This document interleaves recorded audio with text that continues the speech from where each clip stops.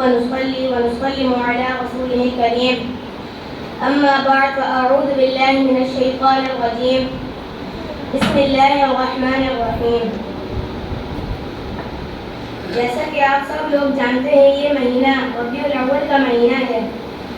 اس مہینے میں ہمارے پیارے نبی سرکار دو عالم رحمت و جہاں دنیا میں تشریف لے کر آئے. حاضران محفل اس ہستی کی آمد ہوئی جس کی خاطر یہ ساری کائنات بنائی گئی, یہ عرش پر سجائی گئی, یہ دنیا سجائی گئی.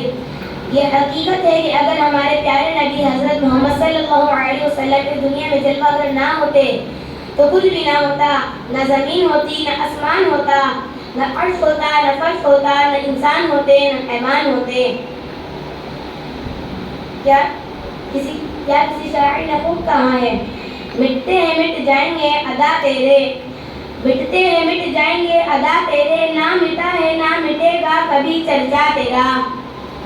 ہمارے پیارے نبی حضرت محمد صلی اللہ علیہ وسلم نے فرمایا, ان کی بہت سی معجزات ہیں, ان میں سے چند میں آپ کے سامنے پیش کرنا چاہتا ہوں. بخاری شریف کی حدیث پاک میں ہے کہ چاند کے 2 ٹکڑے ہونا میرے آقا کی بہت عظیم معجزہ ہے. حالات دن بدن عروج کے جانب رواں تھے. ابو جہل نے یمن کے بادشاہ حبیب کو خط لکھا, میرا بھتیجا جو ہم میں سے ہے وہ اعلان کر رہا ہے کہ میں اللہ کا نبی ہوں اور جتنے بھی خدا ہیں وہ ان کو جھوٹا ثابت کر رہا ہے. جو کہتا ہے وہ ہو جاتا ہے, جو اس کو دیکھتا ہے وہ اسی کا بن جاتا ہے, جدھر جدھر نظر اٹھاتا ہے ہر کام ہو جاتا ہے. تو آ کر ہمارا فیصلہ کر. جب یمن کا بادشاہ حبیب مکہ مکرمہ آتا ہے تو ابو جہل کے پاس جاتا ہے, جا کے کہتا ہے کیا معاملہ ہے. ابو جہل نے کہا جو وہ کہتا ہے وہ ہو جاتا ہے. یمنی بادشاہ نے کہا مجھے اس کے پاس لے چل. وہ آقا کی دہلیز پر آیا, آقا نے نگاہ نبوت سے دیکھا اور اپنا کر لیا. سبحان اللہ. حبیب کہتا ہے اگر آپ اللہ کے نبی ہیں تو میرے 2 سوال کا جواب دیں. تو ابو جہل نے کہا یہ جادوگر ہے تو یمنی بادشاہ ہے. تو یمنی بادشاہ نے کہا اگر یہ جادوگر ہے تو اس کا جادو زمین پر تو چلتا ہے مگر آسمان پر نہیں. اگر آپ نے میرے 2 سوالوں کے جواب دے دیں تو میں کلمہ پڑھ لوں گا. میرے آقا نبی کریم صلی اللہ علیہ وسلم نے فرمایا تیرے کون سے 2 سوال ہیں؟ حبیب کہتا ہے پہلا ایک پھر دوسرا بتاؤں گا. کہتا ہے جو چاند ہے اس کے 2 ٹکڑے کر دیں میں کلمہ پڑھ لوں گا. میرے آقا نے کہا کب اور کہاں؟ کہا جب 14ویں کا چاند طلوع ہوگا آپ تشریف لے آئیں. آپ صفا کی پہاڑی پر کھڑے ہوئے. میرے آقا نے صفا کی پہاڑی پر کھڑے ہو کر کہا اے حبیب کیا چاہتے ہو؟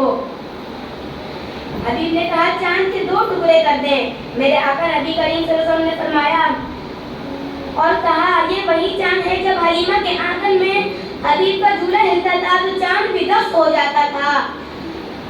جب آقا نبی کریم صلی اللہ علیہ وسلم نے چاند کی طرف انگلی سے اشارہ کیا, ادھر چاند تو لخت ہوا, ادھر یمنی حبیب وضو پر ان کی قدموں میں گر گیا اور کہتا ہے اے آقا کلمہ پڑھا دے. میرے آقا نے کہا تیرا دوسرا سوال کیا تھا؟ کہتا ہے اب کہتے وہ شرم آتی ہے. حسن بے مثال دیکھ کے نور دا شہکار دیکھ کے, حسن بے مثال دیکھ کے نور دا شہکار دیکھ کے تمہا نبی رشک آ گیا آمنہ دا لال دیکھ کے. یمنی نے کلمہ پڑھ لیا. سرکار کی آمد, سرکار کی آمد.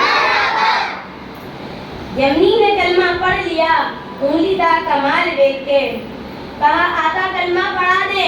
آقا نے فرمایا تیرا دوسرا سوال کیا تھا؟ کہا آقا کہتے ہیں شرم آتی ہے. میرے حضور نے اسے سینے سے لگائے. کہا حبیب بتا دو تیرا دوسرا سوال کیا تھا؟ آقا اب ضرورت نہیں ہوتی. میرے آقا نے فرمایا اگر میں بتا دوں تو کیا ہوگا؟ حبیب کہتا ہے بتا دے میرا ایمان اور پختہ ہو جائے گا. حضور نے فرمایا تیری ایک بیٹی ہے, تو ملک کا بادشاہ ہے, تو نے بڑے بڑے طبیبوں کا علاج کرایا مگر سب نے لا علاج قرار دیا. تو چاہتا ہے کہ وہ ٹھیک ہو جائے. اللہ نے اسے آنکھیں تو دی لیکن وہ دیکھ نہیں سکتی. اللہ نے اسے پاؤں تو دی لیکن وہ چل نہیں سکتی. اللہ نے اسے ہاتھ تو دیے لیکن وہ کچھ پکڑ نہیں سکتی. یہ سن کر حبیب یمنی اپنے گھر لوٹ گیا. گھر جا کے وہ نہیں سکتی وہ چل رہی ہے، جو دیکھ نہیں سکتی وہ دیکھ رہی ہے، جس کے ہاتھ پہ جان تو اس کے ہاتھوں میں طاقت آ چکی ہے۔ یہ دیکھ کے باپ کہتے ہیں بیٹی اے بیٹی یہ معجزہ کیسے ہو گیا؟ کہا اے بیٹی یہ تیرے ہاتھوں میں طاقت کیسے آ گئی؟